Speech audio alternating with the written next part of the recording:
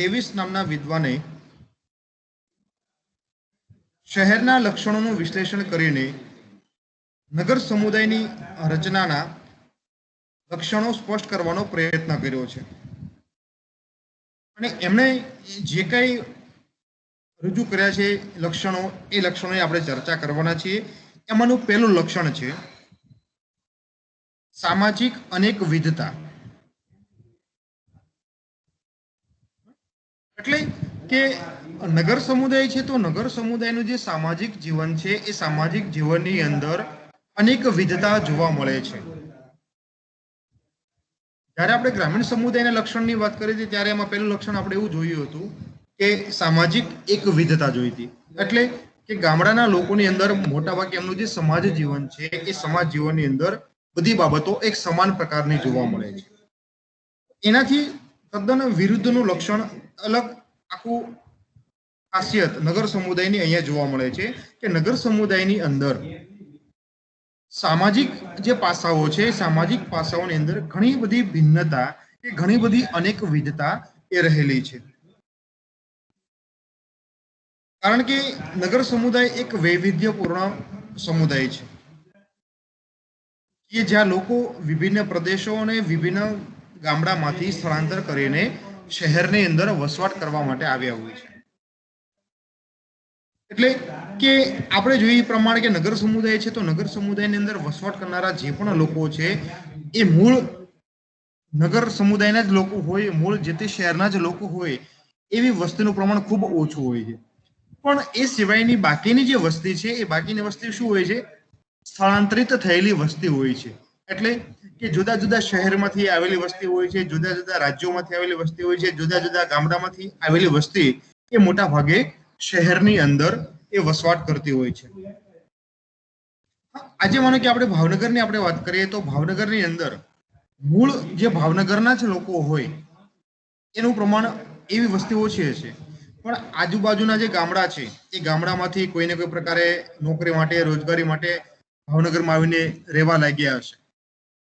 કોઈ બીજા શહેરમાંથી આવ્યા હશે, કોઈ બીજા રાજ્યોમાંથી આવ્યા છે. એમ અલગ અલગ જે કઈ વિવિધતા ધરાવનારા વસ્તીના લોકો છે એ બધા લોકો આજે ભાવનગરમાં વસવાટ કરે છે. એટલે શું થશે કે કોઈ પણ શહેરની અંદર ધર્મ, ભાષા, જ્ઞાતિ, સંસ્કૃતિ આવી અલગ અલગ બાબતોના આધારે અલગ અલગ પ્રકારના લોકો આપણને શહેરની અંદર જોવા મળે છે.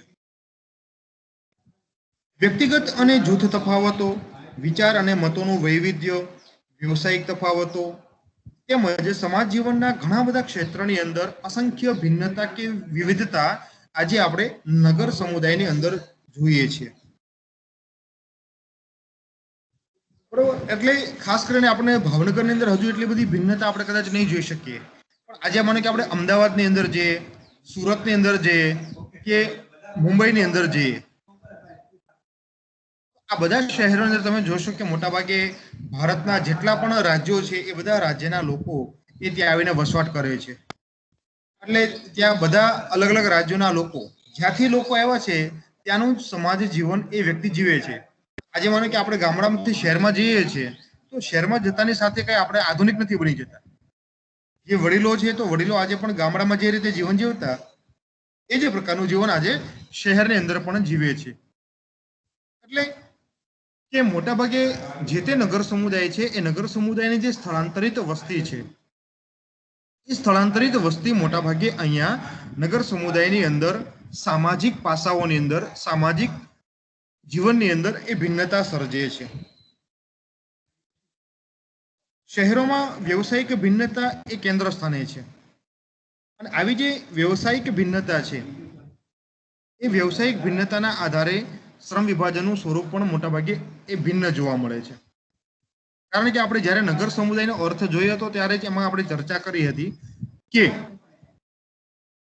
નગર સમુદાયની અંદર બિન ખેતી વિષયક જે વ્યવસાયો છે એની અંદર સૌથી વધારે લોકો રોકાયેલા હોય છે. એટલે કે ખેતી સિવાયના અલગ અલગ પ્રકારના વ્યવસાયો નગર સમુદાયની અંદર લોકો કરતા હોય છે, કે જેમાં નોકરી છે, વ્યવસાય છે કે પોતાનો મોટો બિઝનેસ છે. આવી અલગ અલગ પ્રકારની આર્થિક પ્રવૃત્તિ આજે નગર સમુદાયની અંદર આપણે જોઈએ છીએ. આ જે પ્રવૃત્તિ છે એ પ્રવૃત્તિની અંદર શ્રમ વિભાજન કેવું છે? જટિલ પ્રકારનું શ્રમ વિભાજન જોવા મળે કે જેમાં વ્યક્તિના લાયકાતના આધારે, વ્યક્તિની આવડતના આધારે, વ્યક્તિની કૌશલ્યના આધારે એમને મોટા ભાગે કામ સોંપવામાં આવે છે. એ ઉપરાંત કઈ કે નગર સમુદાયની અંદર કઈ કે જે મનોરંજનની પદ્ધતિઓ છે, લોકો જે કઈ આનંદ પ્રમોદ કરે છે તો એ આનંદ પ્રમોદ માટેના જે માધ્યમો છે એ માધ્યમો અલગ અલગ જોવા મળે છે. શિક્ષણની પદ્ધતિ, વ્યાપાર, વાહન વ્યવહાર, જીવનશૈલી, વિચારવાની ઢબ, વ્યક્તિના હિતો, આ બધી જે બાબતો છે એ બધી બાબતોના આધારે નગર સમુદાયના વ્યક્તિનું જે જીવન છે એ જીવન મોટા ભાગે એક સમાન પ્રકારનું જોવા મળતું નથી. દરેકે દરેક વ્યક્તિનું જીવન એ અલગ અલગ પ્રકારે ભિન્નતા ધરાવનારું જીવન જોવા મળે છે.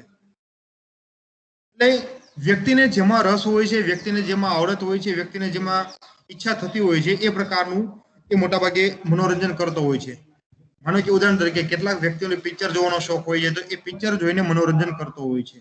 કેટલાક વ્યક્તિઓને મોટા ભાગે રોડ ઉપર ફરવાનો શોખ હોય છે તો એ મનોરંજન મેળવે છે. કેટલાક વ્યક્તિને વાંચવાનો શોખ હોય તો લાઇબ્રેરીમાં જઈને કે રીડિંગ હોલમાં જઈને એ વાંચનનો શોખ પૂરો કરતા હોય છે. આ બધા જે શોખો છે એ બધા શોખો નગર સમુદાયની અંદર એ વ્યક્તિને આરામથી પૂર્ણ થતા હોય છે. જ્યારે ગ્રામીણ સમુદાયની આપણે વાત કરીએ તો ગ્રામીણ સમુદાયની અંદર વ્યક્તિના મનોરંજનની જે રીત છે એ રીત મોટાભાગે એક સમાન પ્રકારની હોય છે. એમાં કોઈ ભિન્નતા જોવા મળતી નથી. કુલ મળીને આપણે એવું કહી શકીએ અહીંયા કે નગર સમુદાયના જે લોકો છે એ નગર સમુદાયના લોકોની અંદર સામાજિક જીવનની અંદર, સામાજિક પાસાની અંદર ઘણી બધી અનેક વિધતા, ઘણી બધી ભિન્નતા, વિવિધતા એ જોવા મળે છે. તો એ સૌથી પહેલું લક્ષણ આપણે નગર સમુદાયનું ગણી શકીએ છીએ. બીજી ખાસિયત છે, બીજું લક્ષણ છે નગર સમુદાયનું, એ છે દૂરવર્તી સંબંધો. બરોબર, અહીંયા તમે જોશો કે ગ્રામીણ સમુદાય અને નગર સમુદાય આ બંનેના જે પણ લક્ષણો છે એ બંને લક્ષણોને આપણે તપાસીએ તો એ બંને વચ્ચેનો જે ભેદ છે, એ બંને વચ્ચેની જે ભિન્નતા છે, એ બંને વચ્ચેની ભિન્નતા આપણને અહીંયા સ્પષ્ટ થઈ જાય છે. કારણ કે આપણે જ્યારે ગ્રામીણ સમુદાયની આપણે વાત કરતા હતા તો ગ્રામીણ સમુદાયની ખાસિયતની અંદર આપણે જોયું કે એમાં પ્રાથમિક સંબંધો મહત્વના માનવામાં આવે છે. ત્યારે અહીંયા તમે જોશો કે નગર સમુદાયની અંદર વ્યક્તિના સંબંધો કેવા છે? દૂરવર્તી સંબંધો છે. દૂરવર્તી એટલે કેવા? ઔપચારિક સંબંધો, જે પ્રાથમિક સંબંધો નથી એ પ્રકારના સંબંધો. તો આ બીજી ખાસિયત એને આપણે ગણી શકીએ છીએ. તો આ જે ખાસિયત છે એ ખાસિયતમાં આપણે એવું કહી શકીએ કે નગર સમુદાય છે કે શહેર છે એ શહેર પોતે એક દૂરવર્તી અથવા તો એ ઔપચારિક સમુદાય છે. ગામડાને આપણે એવું કહીએ છીએ કે ગામડું એક પ્રાથમિક સમુદાય છે, આવું આપણે કહીએ છીએ. કારણ કે ગ્રામીણ સમુદાયના લોકોનું જે જીવન છે એ જીવનના આધારે ગામડાની લાક્ષણિકતા તરીકે, ગામડાના લક્ષણ તરીકે આપણે ગામડાને પ્રાથમિક સમુદાય તરીકે ઓળખાવીએ છીએ. હવે આ પ્રાથમિક કોને કહેવાય છે અને દૂરવર્તી કોને કહેવાય છે એનો અર્થ આપણે આગળના સેમની અંદર એ જોયો છે. પ્રાથમિક જૂથ કહીએ કે દૂરવર્તી જૂથ કહીએ, એ જ ખ્યાલ આપણે અહીંયા લાગુ પડી શકીએ છીએ. તો તમારામાંથી મને કોઈ કહેશો કે પ્રાથમિક જૂથ એટલે શું?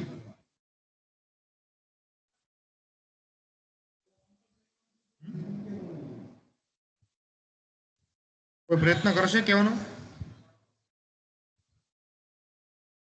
હા, કુટુંબને આપણે પ્રાથમિક જૂથ કહીએ છીએ, ગામડાને આપણે પ્રાથમિક જૂથ કહીએ છીએ, મિત્રોનો સમૂહ જૂથ છે તો મિત્ર જૂથને આપણે પ્રાથમિક જૂથ કહીએ છીએ. આ બધાની અંદર એવી કઈ બાબત છે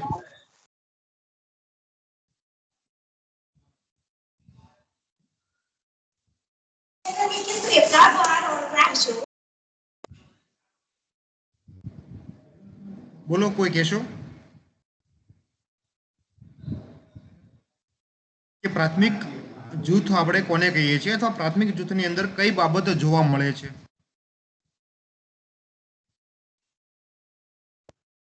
हेलो सर। હા બોલો. હા બોલો. कुटुंब परिवार। હા, કુટુંબ બરાબર. કુટુંબ છે, મિત્ર જૂથ છે કે ગામડું, આ બધા સમુદાયને આપણે પ્રાથમિક જૂથ કહીએ છીએ. પણ એમાં કઈ બાબત વિશિષ્ટ જોવા મળે છે એમ હું કહું છું. હેલો. હા બોલો. પ્રાથમિક જૂથ એટલે જે વ્યક્તિ સાથે સરળ અને સીધો સંબંધ ધરાવતું હોય, જે વ્યક્તિના સીધા કોન્ટેક્ટમાં હોય. બરાબર છે. પછી જે માનો કે આપણે કુટુંબના સભ્યો છે તો કુટુંબના સભ્યો વચ્ચેના સંબંધો કેવા હોય છે? શા માટે બધા સાથે રહેતા હોય છે? એકબીજા સાથે ગાઢ રીતે સંકળાયેલા હોય છે લોકો. બરાબર છે. કારણ કે એમની વચ્ચે જે પ્રાથમિક જૂથના સભ્યો છે તો પ્રાથમિક જૂથના સભ્યો વચ્ચેનો જે સંબંધ છે કેવો છે? પ્રેમ, લાગણી, હૂંફ, ત્યાગ આવા બધા બાબતોના આધારે વ્યક્તિના સંબંધો જોડાયેલા હોય છે. એ બધા સંબંધો કેવા છે? સૌથી મહત્વની બાબત નિસ્વાર્થ ભાવના સંબંધો છે. સ્વાર્થના સંબંધો નથી. હવે મિત્રો માઇક બંધ કરી દો. આવા જે નિસ્વાર્થ લાગણી, પ્રેમ, હૂંફના જે સંબંધો છે કે જેમાં વ્યક્તિનું હિત નહીં પણ એ જૂથનું હિત સૌથી પહેલું પ્રાધાન્ય આપવામાં આવે છે, તો એવા સમુદાયને, એવા જૂથને આપણે પ્રાથમિક જૂથ કે પ્રાથમિક સમુદાય તરીકે ઓળખાવીએ છીએ. તો એ ગામડાને આપણે કહી શકીએ છીએ. પણ અહીંયા જ્યારે આપણે શહેરની વાત કરીએ છીએ તો શહેર અથવા નગર સમુદાય એ પ્રાથમિક જૂથ નથી, એ દૂરવર્તી જૂથ છે. એટલે કે જે જૂથના સભ્યોના સંબંધો કોઈ ચોક્કસ કામના આધારે, કોઈ ચોક્કસ હેતુના આધારે કોઈ વ્યક્તિને સાથેના સંબંધો અસ્તિત્વમાં આવતા હોય છે.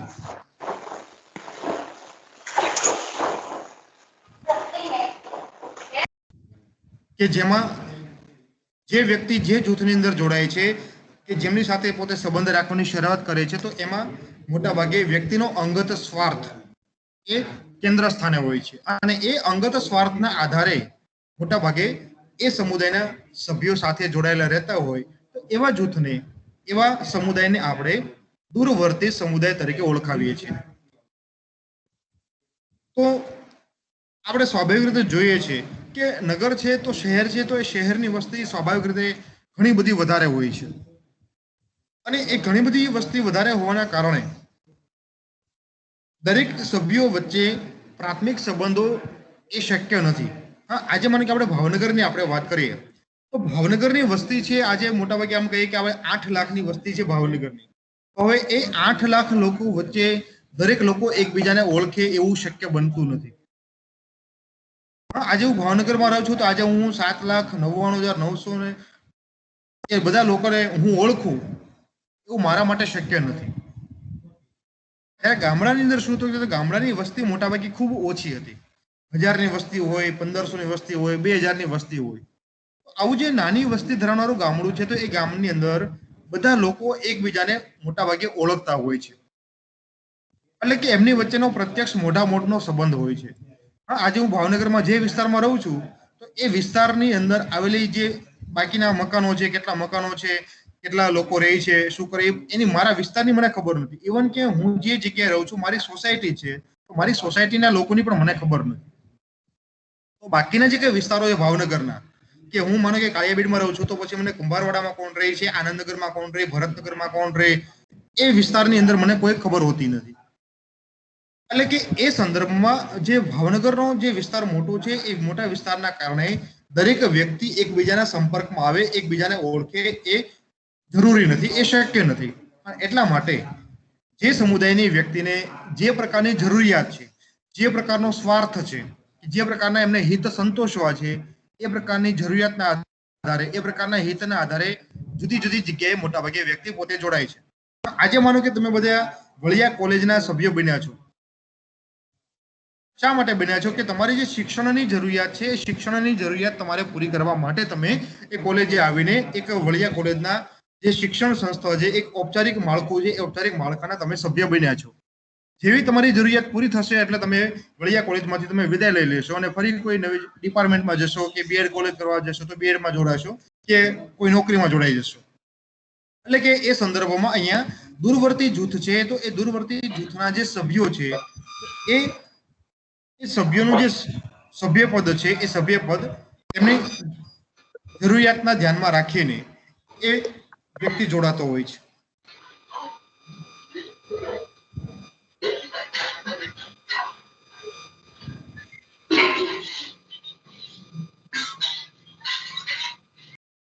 એન્ડરસન એવું કહે છે કે અવૈયક્તિકતા શહેરી જીવનની એક જરૂરિયાત છે અને શહેરી જીવન માટે અનુકૂળ રીત છે. એટલે કે નગર સમુદાયની વ્યક્તિ અવૈયક્તિક હોય છે, એટલે કે મોટા ભાગે કોઈને એ ઓળખતી હોતી નથી, વ્યક્તિગત રીતે ઓળખતી નથી હોતી.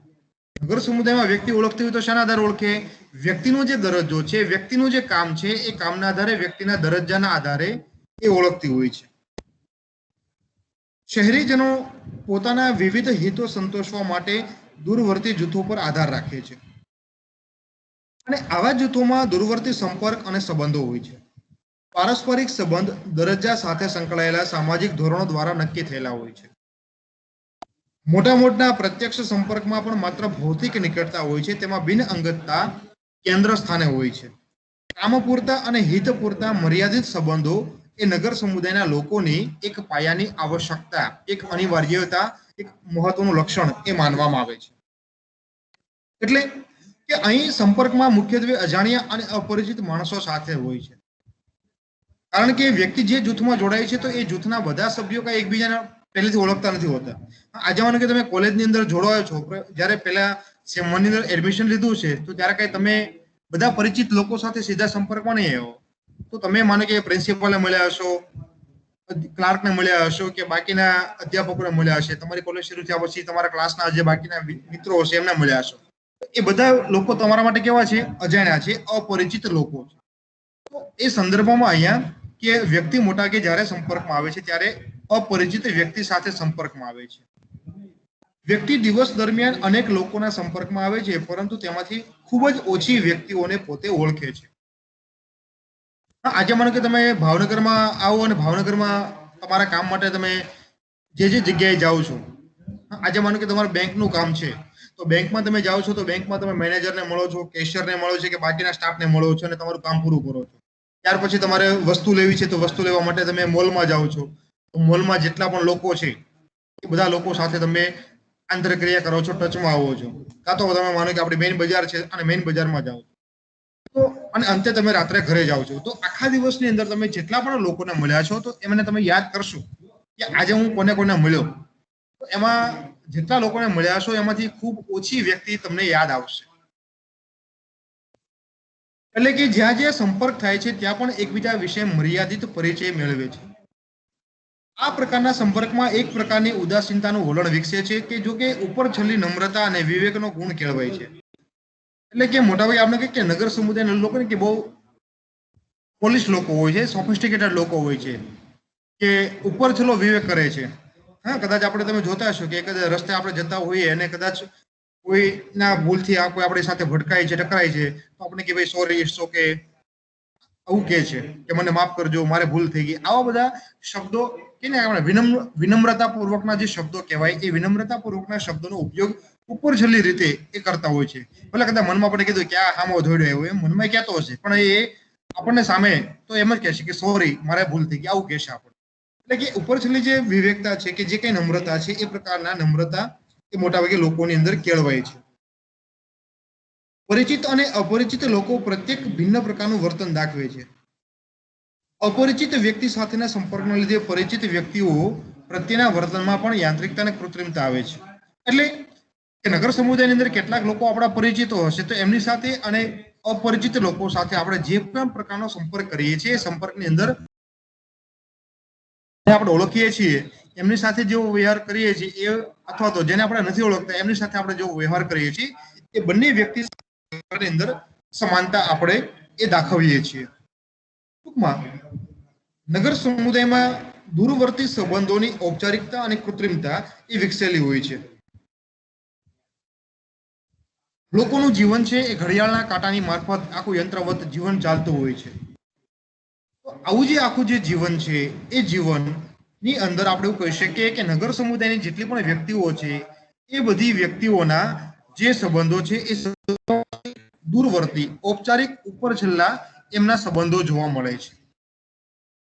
તો આ